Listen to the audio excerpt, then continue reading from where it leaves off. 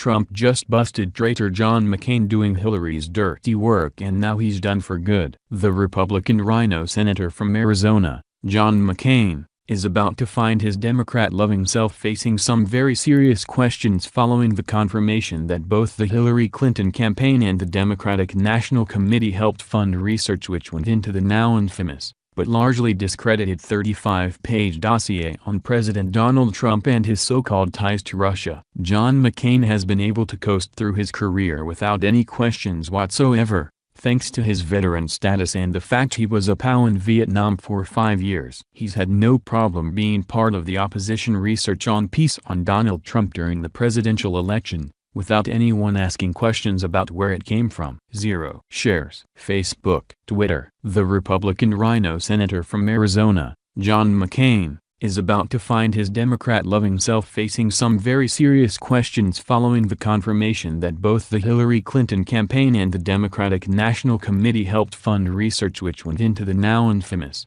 but largely discredited 35-page dossier on President Donald Trump and his so-called ties to Russia. John McCain has been able to coast through his career without any questions whatsoever, thanks to his veteran status and the fact he was a POW in Vietnam for 5 years. He's had no problem being part of the opposition research on peace on Donald Trump during the presidential election, without anyone asking questions about where it came from. Senator McCain's office did not immediately respond to Breitbart News phone and email requests for comment about whether the Arizona senator was aware that the research he passed to the FBI was paid for by the DNC and Clinton's campaign. Via The Guardian, John McCain passes dossier alleging secret Trump-Russia contacts to FBI. January 11, 2017. Senator John McCain passed documents to the FBI Director, James Comey, last month alleging secret contacts between the Trump campaign and Moscow and that Russian intelligence had personally compromising material on the president-elect himself. The material, which has been seen by The Guardian,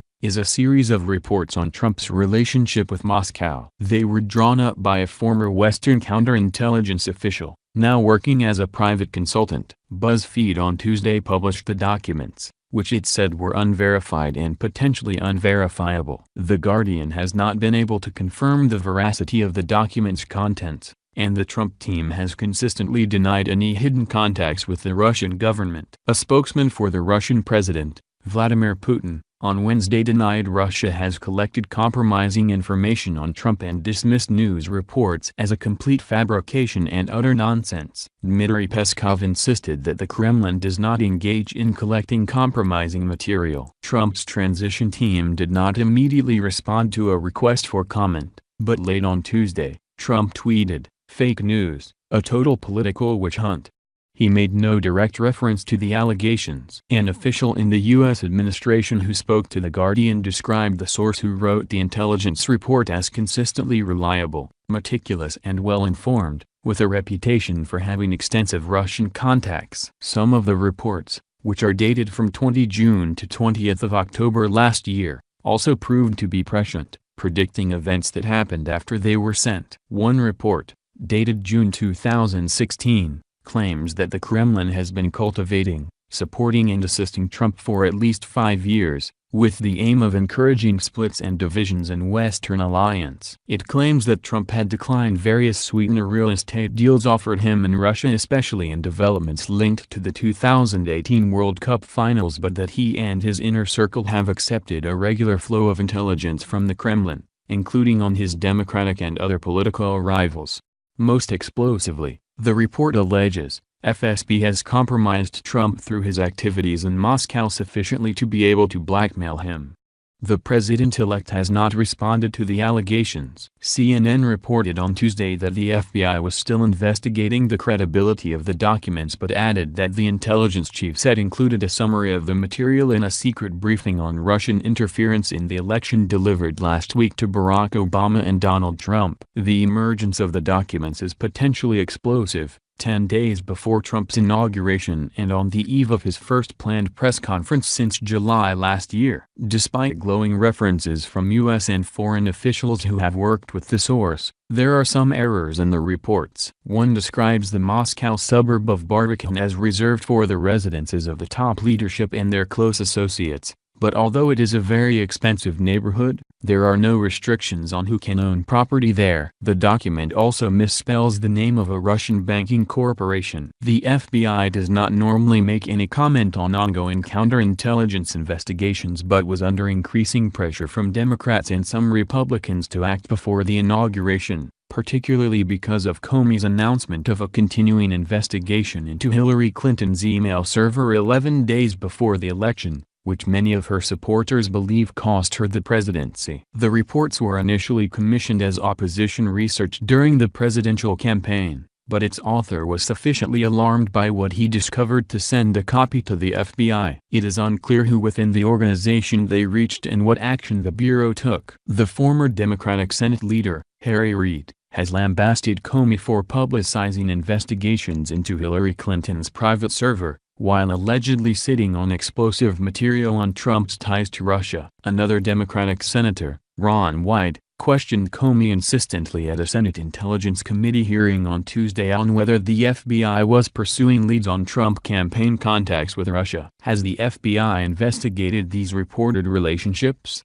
Wyden asked. Comey replied, "I would never comment on investigations in a public forum." The Guardian can confirm that the documents reached the top of the FBI by December. Senator John McCain, who was informed about the existence of the documents separately by an intermediary from a Western allied state, dispatched an emissary overseas to meet the source and then decided to present the material to Comey in a one-on-one meeting on 9 December, according to a source aware of the meeting. The documents, which were first reported on last year by Mother Jones, are also in the hands of officials in the White House. McCain is not thought to have made a judgment on the reliability of the documents but was sufficiently impressed by the source's credentials to feel obliged to pass them to the FBI. The Senate Armed Services Committee, which Senator McCain chairs, launched an inquiry last week into Russian cyber attacks during the election. McCain was reluctant to get involved, according to a colleague, for fear the issue would be dismissed as a personal grudge against Trump. He pushed instead for the creation of a special Senate committee to look into connections between campaign staff and Moscow, but the proposal was blocked by the Republican leadership. McCain told the NBC program Meet the Press on Sunday, "I would like to see a select committee. Apparently that is not in agreement by our leadership. So we will move forward with the Armed Services Committee and I'm sure Foreign Relations and Intelligence Committee will as well." But the senator added, "It is possible if enough information comes out, that decision could be reversed. I still think it's the best way to attack the issue." Asked on the same program on whether an investigation was ongoing into campaign links to Moscow, Senator Lindsey Graham, another conservative Republican, said, "I believe that it's happening." According to the report passed to Comey, Russian intelligence allegedly gathered compromising material during Trump's stay in Moscow in November 2013, when he was in the city to host the Miss Universe pageant. Another report, dated 19 July last year, said that Carter Page, a businessman named by Trump as one of his foreign policy advisors, had held a secret meeting that month with Igor Sakhin, head of the Rosneft state-owned oil company and a long-serving lieutenant of Vladimir Putin. Page also allegedly met Igor Devikin, an internal affairs official with a background in intelligence, who is said to have warned Page that Moscow had compromising material on Trump. 2 months later, allegations of Page's meetings surfaced in the U.S. media, attributed to intelligence sources, along with reports that he had been under FBI scrutiny. Page, a vociferous supporter of the Kremlin line, was in Moscow in July to make a speech decrying Western policy towards Russia. At the time he declined to say whether he had been in contact with Russian officials, but in September he rejected the reports as garbage. The Guardian has learned that the FBI applied for a warrant from the Foreign Intelligence Surveillance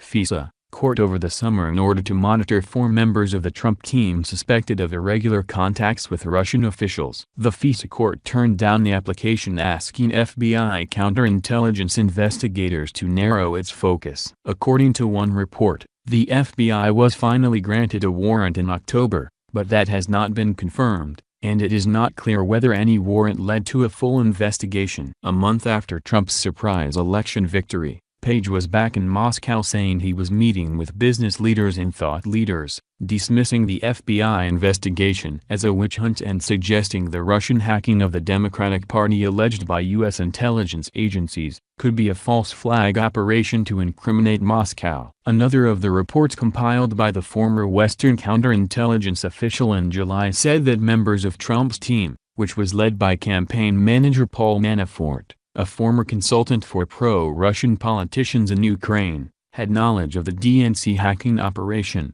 and in return had agreed to sideline Russian intervention in Ukraine as a campaign issue and to raise US/NATO defense commitments in the Baltics and Eastern Europe to deflect attention away from Ukraine. A few days later, Trump raised the possibility that his administration might recognize Russia's annexation of Crimea and openly called on Moscow to hack Hillary Clinton's emails. In August, officials from the Trump campaign intervened in the drafting of the Republican Party platform, specifically to remove a call for lethal assistance to Ukraine for its battle against Moscow-backed Eastern rebels. Manafort stepped down in August as campaign manager and the campaign steadily distanced itself from Page. However, Trump's praise of Putin and defense of Moscow's actions in Ukraine and Syria remained one of the few constants in his campaign talking points. Manafort has denied secret links with Moscow, calling the allegation an outrageous smear being driven by Harry Reid and the Clinton campaign. Since then,